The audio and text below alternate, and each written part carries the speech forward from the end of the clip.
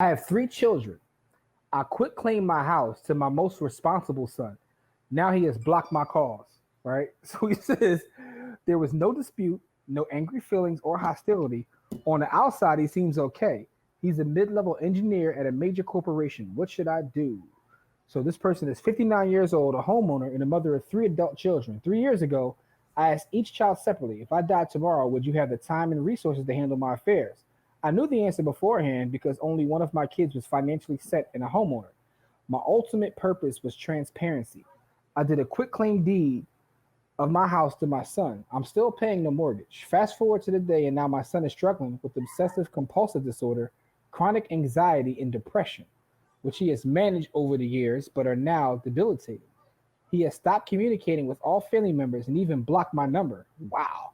He's obsessed and depressed about a future without a spouse and kids at a time when his friends, family, and coworkers are moving in that direction. I don't know what to do. Considering his fragile mental state, I'm reluctant to ask him to sign another quit claim or do anything else that may push him further away or over the edge. There was no dispute, no angry feelings or hostility. On the outside, he seems okay. He's a mid level engineer at a major corporation. What should I do? My 2 other kids are more financially stable now, so I'd like to add all 3 to the deed. Have I lost my house?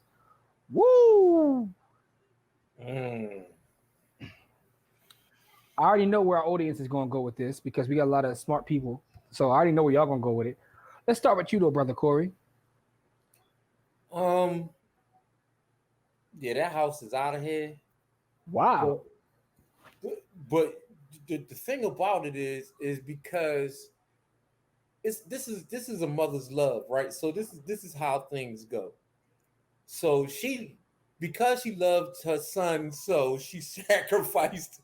She did the Jesus Jones. She did the Jesus walk, and she so loved her first begotten son that she sacrificed her house to him, and so that joint is out of here. But what she could do, if she could get in contact with him, maybe I don't know, man. Like, there's a lot of maybe babies in there, man. There's a lot of things that could happen in that situation. He could get better, and their relationship could get better, and things could change. Um, but that quick Hmm. claim deed, that was just bad juju. She's supposed to do something way different than what she did. She thought she was doing it right. She ain't had the right guidance. Man, listen.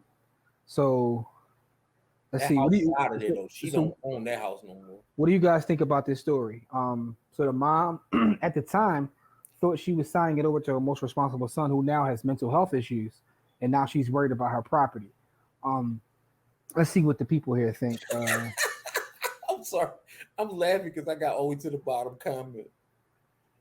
I shouldn't have laughed. I shouldn't. Hey, yo, man, yo, you crazy, bro.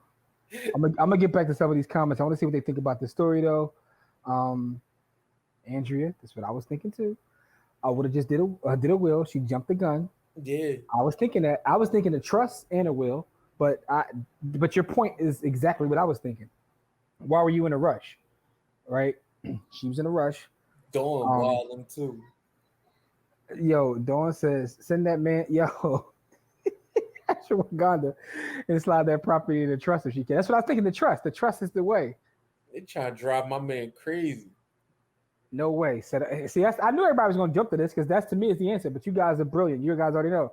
Set up a trust or generational wealth, leaving the house in the trust so that children can eat and the great. Yeah, that's the move right there. Yo, sprinkle some shoots in this coffee. Yo, Damn. They trying to get boy out of here. she got to try have a powwow with all 3 and maybe serve some CBD, Yo, Delta 8 or y'all Delta vicious. 9 I know T. not to cross y'all no Hit up a damn way. lawyer. Y'all out of pocket, yo. Yeah. So and Jay says, the only person he trusts is a will. Kids can kick rocks. And now she's talking about even like, because here's the thing. She says even when she gets it back, she wants to now split it amongst all the children. That's another That's mistake right that's there. dumb. That's another mistake. Yo, people leave. All right, quick cheat code. I'm about to give away some game right now. And I'm about to back this game up because this has just happened to my family. People leave properties to multiple kids, right? That's dumb. is stupid. The kids never agree. They never know what to do. It ends up getting behind on taxes, behind on water, behind on everything. And this is how I'm able to come in. I told y'all a story earlier about me buying property for next to nothing. That's how I do it. I find people that do stuff like this. And now I can tell you the story about how that's affected my family. My family owned about 6 houses on one block. We now only own two, and we're about to lose another one because my mom, my aunt, my uncle cannot agree on anything. My grandmother left it to all three of them, which means she left it to no one. There you Because go. if all three don't agree, nothing happens. Crazy part about Corey's story, the block that they own those properties on, they're building new construction on that corner. The next block up. Yep. So So we that's went from owning 6 houses to two, and it's because they can't agree on anything, and they won't sell it to me or any of the other grandchildren. listen, I see this so much. And one of these days we're gonna have to have a conversation. We were talking to Kamari and Tracy about one of these days we're going to have a conversation about how family will block your blessings just because they don't want you to have it. Yep. Because there's certain properties that have come like with the generation before me where I had the resources to buy it and my own family wouldn't sell it to me because they didn't want to see me with it. I had an aunt who told me she wouldn't sell me the one property because her kids couldn't afford it. So because her kids couldn't have it, she didn't want to see me with it. So one of these days we're gonna have a conversation about how family doesn't, be trying to block you. They'd rather sell it to a 6F than you. Um, that's a real thing in our Hey, community. listen, my family not even selling the properties. They would rather lose them to the city than sell them to me. Shit, crazy, So man. now when you think about that, think about like the fact of the matter is we're behind in everything, right? So we're already behind in wealth, but now we're just losing wealth. Your grandmother was brilliant enough to understand the power of owning all those properties, but because it's not just about acquiring assets. So you have a It's true about passing those assets on. you have a true testimony too, because you can have someone brilliant enough to get the assets, but then what happens? Nothing. I'm gonna tell Yeah. you what happens. Absolutely nothing. So my grandmother had a house on the 2900 block of Arizona Street, and that's right across the street from the supermarket, Mm-hmm. right? 2900 block of Arizona Street, the 2600 block of Cayuga Street. Mm-hmm.